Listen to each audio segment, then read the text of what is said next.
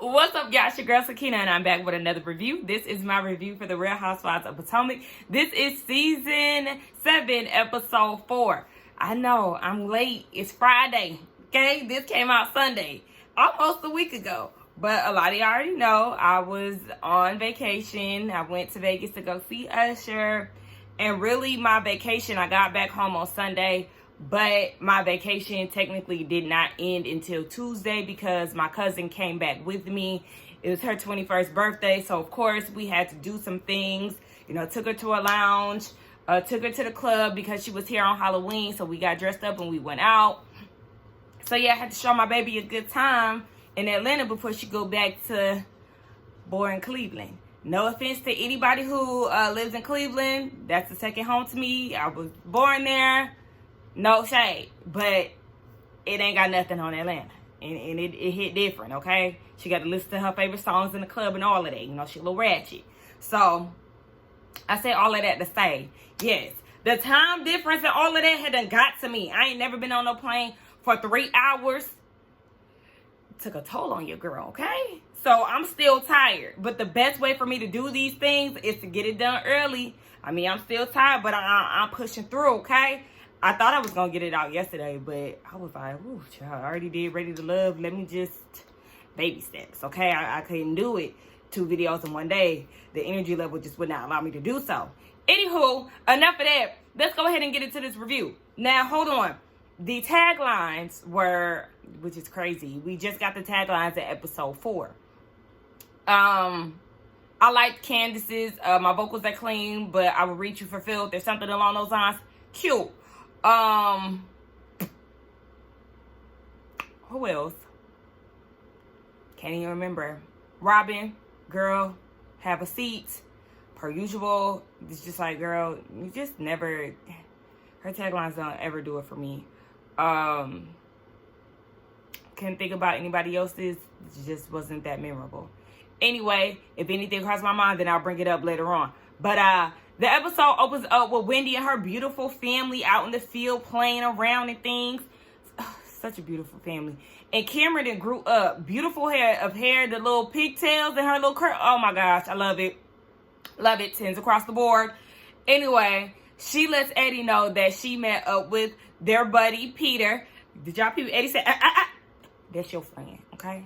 I don't know that man. That's your friend. We ain't got no. I said, you got something against Peter Thomas, and you just want to clarify that y'all not friends, and you just feel like she sending you down the road of getting buttered up for a new business plan that you ain't really here for. Which one was it? I got a feeling it was the second one, but you know, it was a little spice when you gave that correction, Eddie, with your handsome self. Anywho, yes, so she was like, this Nigerian lounge, he's here for it, he wants to help. I think she said, ain't it only 20%? So she was like, she don't really have to be totally hands-on with it, which is fine. They got to put up $300K. And he was like, ho, hold on, playa. Who? What kind of money? Because, sis, yeah, I'm glad you mentioned your bandwidth and how you can't be in there 24/7. I feel like you need to go ahead and focus on Ani. I don't want to mispronounce her business because I still want a candle. Okay, I'm still gonna get one. Anyway, he was like, baby, you got your candle business that we had went through last year. You ain't have no business plan. You ain't have no mission statement, no nothing, sis. And here we go again. You trying to put in a whole bunch of money. And even back then with the candle business, Eddie said that his pockets was closed, boo. Okay? So you're going to get this $300K some different kind of way. Better start selling some ass. Okay? Doing something. Because it's not working, Wendy. So, yeah.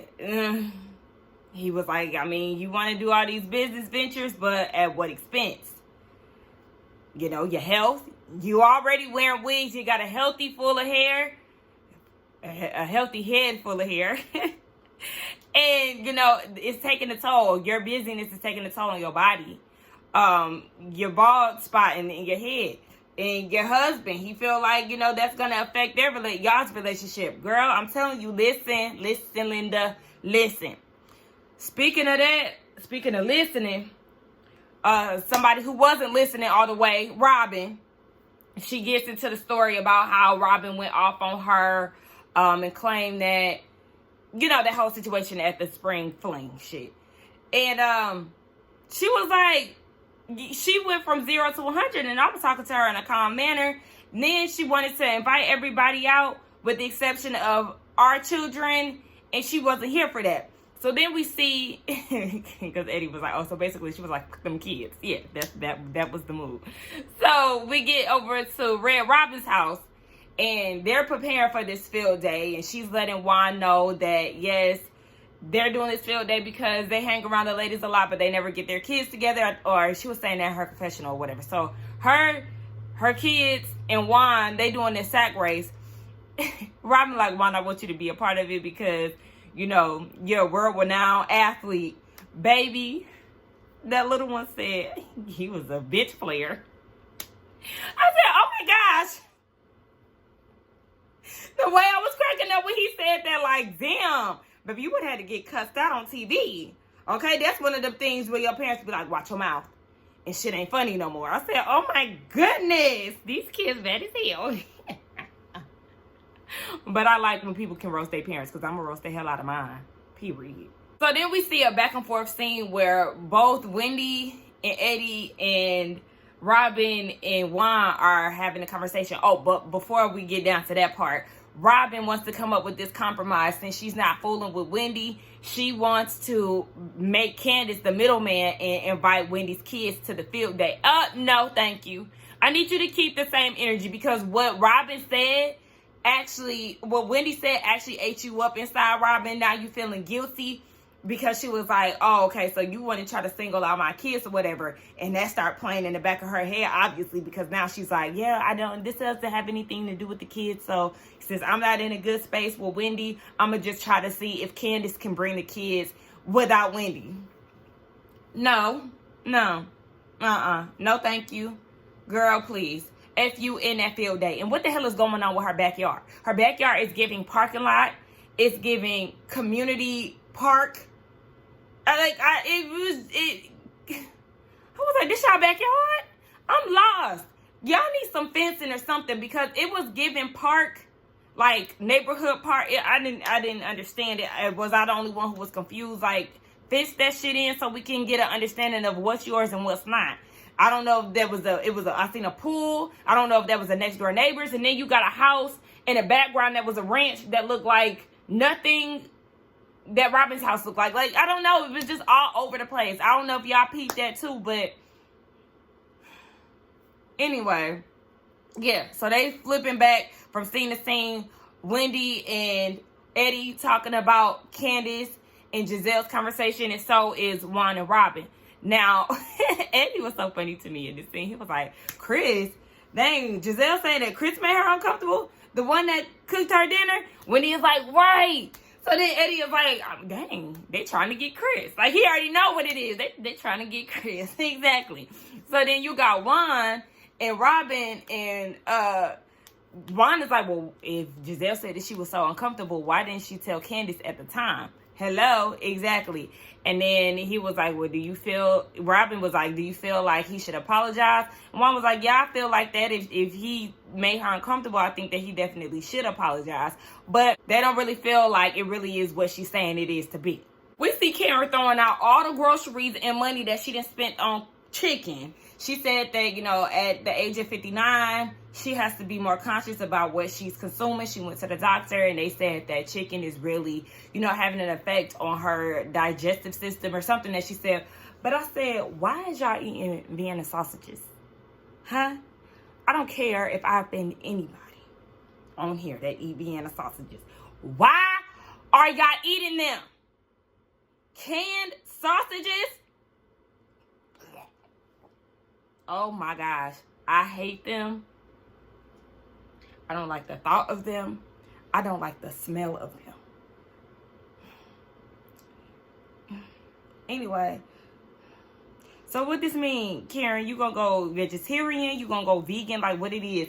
I feel like if you wanted to get into that lifestyle as somebody who has money it would be easy to do that. Just hire a chef. Like, hire a vegan chef, hire a vegetarian chef. And you wouldn't even have to worry about it. Do meal preps and all of that. Like, that'll be easy. I always wanted to do a meal prep by somebody because I follow a lot of vegan chefs that are here in Atlanta. Like, the vegan scene is really big here. We have a lot of options. I'm sure it's not as big as LA or New York. A lot of Black-owned businesses that are vegan. I just love it. I love it. I love that for us. I love that for me because 4 years ago, I got into the game and, like, I had options. And the options have literally just been spreading like a wildfire over the last 4 months. 4 years, like, seriously. So I'm blessed to be in an area that got options for the kid. Anywho, I don't even know why I did all of that. Just getting sidetracked.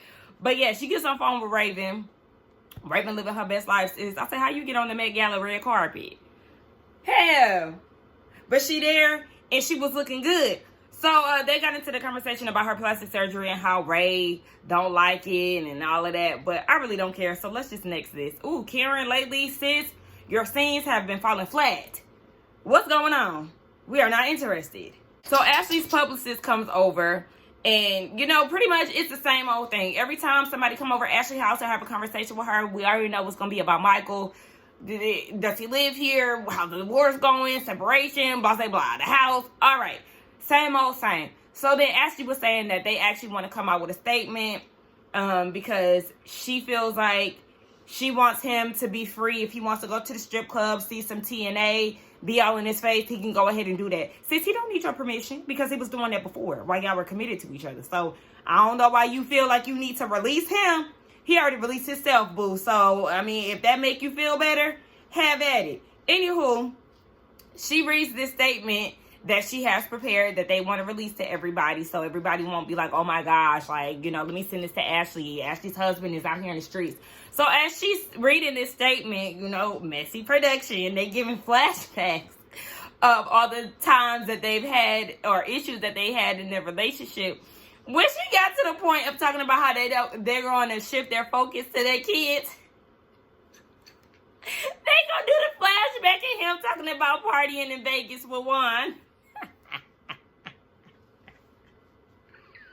Y'all ain't shit for that. That shit had me cracking up. I had to rewind it. I said, wait, wasn't she talking about the kids? I guess that's some type of foreshadowing. Y'all see how this scarf go with everything? I got this from Shein. It go with everything. I've been rocking the hell out of this. Y'all, can y'all believe I went to Vegas? Speaking of Vegas, I went to Vegas with some dusty ass braids. That's how, like, I just don't care. I don't know if that makes sense, but I just did not care. And I was going to do me a sleek pony, but I ain't feel like washing my hair, taking my braids out, slicking it down, letting it sit overnight.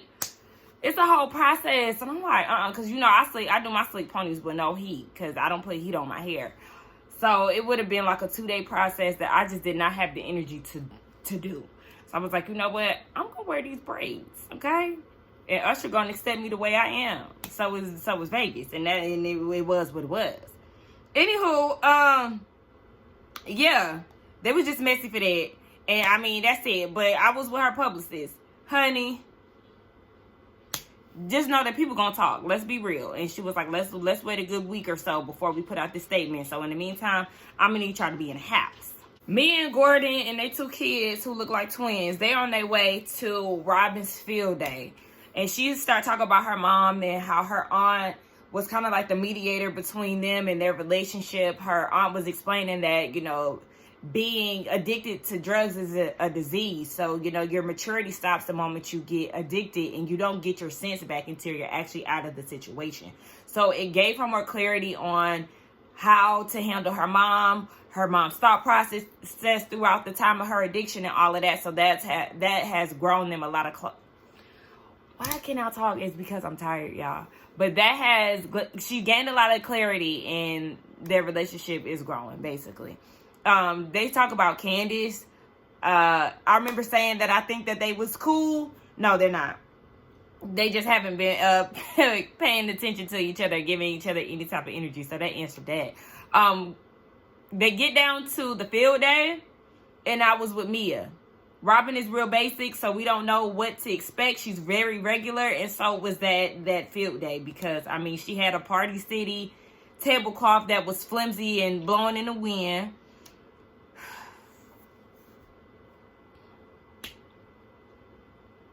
There wasn't any balloons. There wasn't any type of just...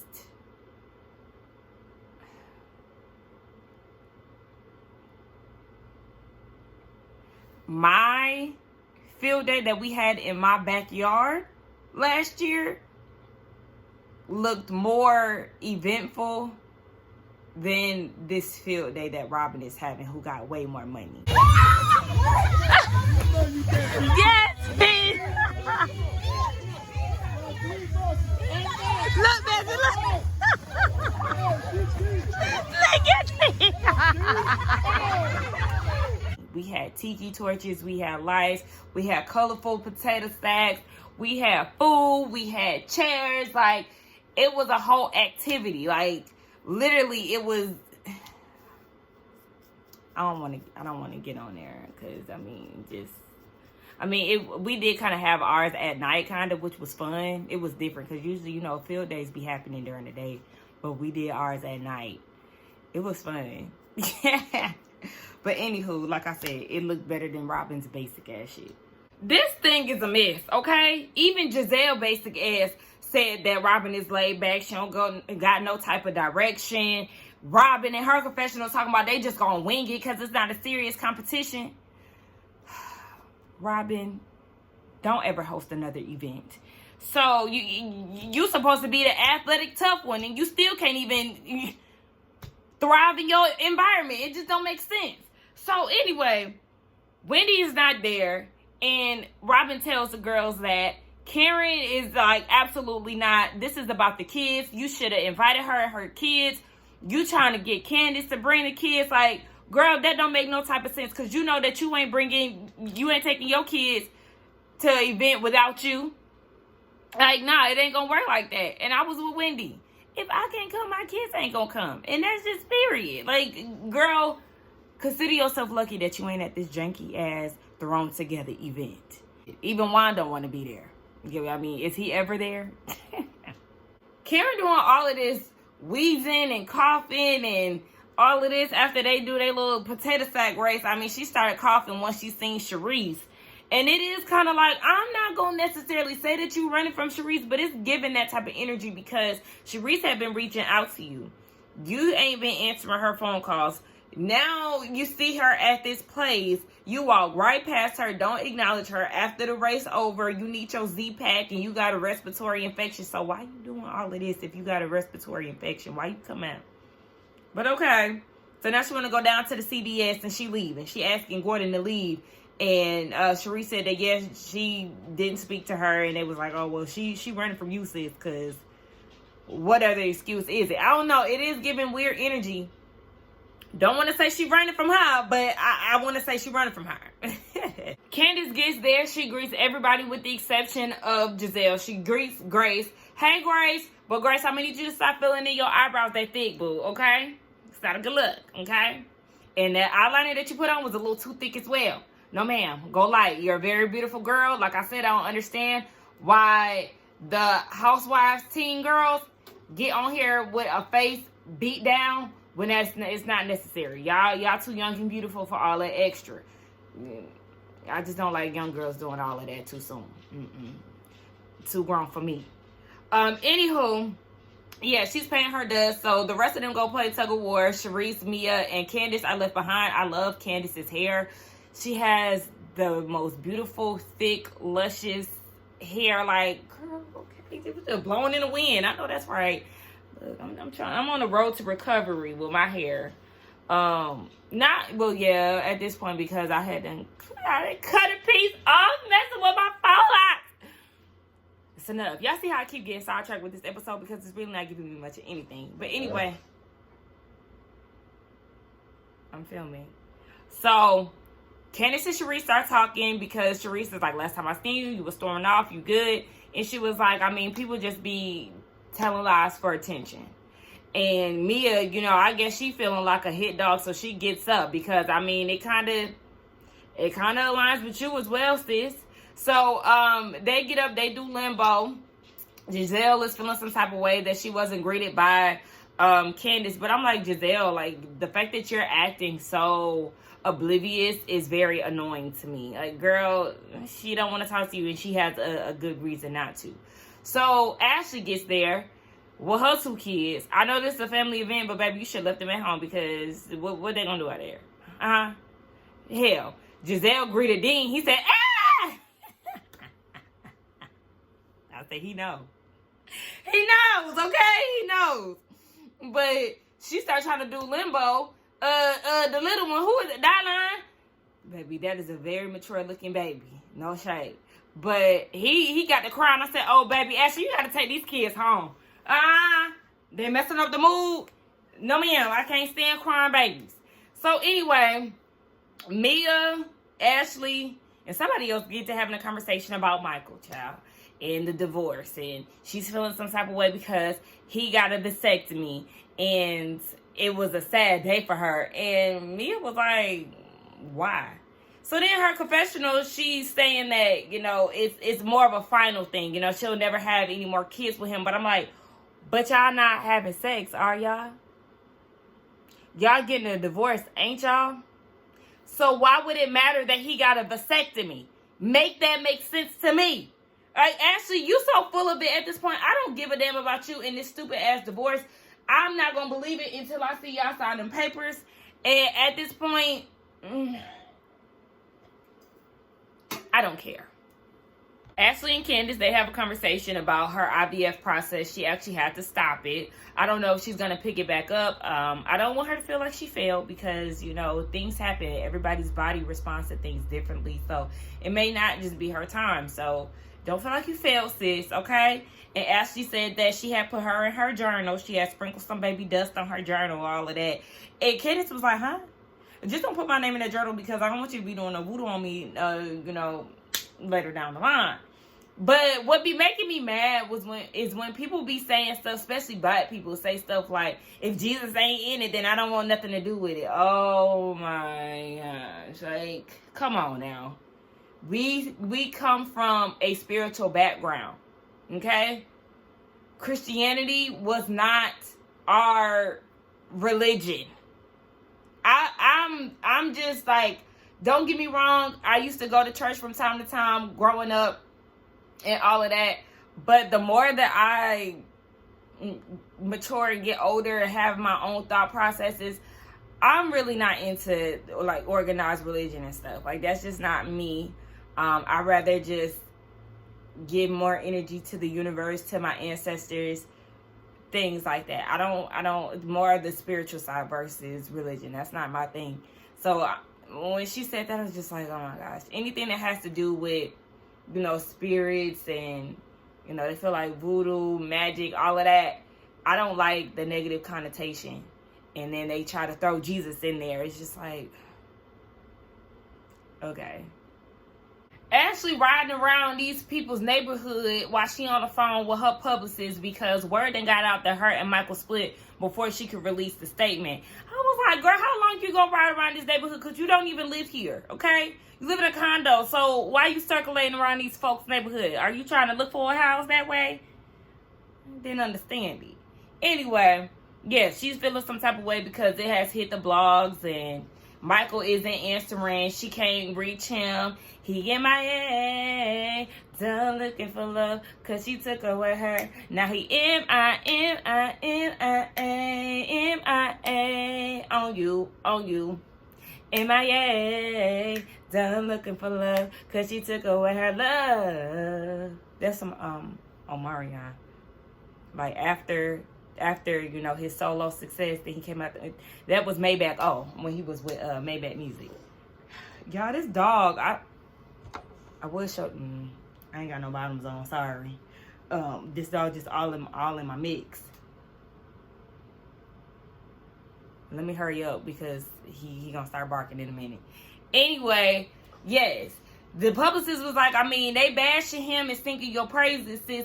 I say that you release the statement today because it happened today. She's scared to do it because she don't know what Michael gonna think. And, you know, she's mad because people bash him. Well, just know that they always gonna bash him. He an ass-grabbing violator with his cheating ass. Just know that he's always going to be drugged through the mud, okay?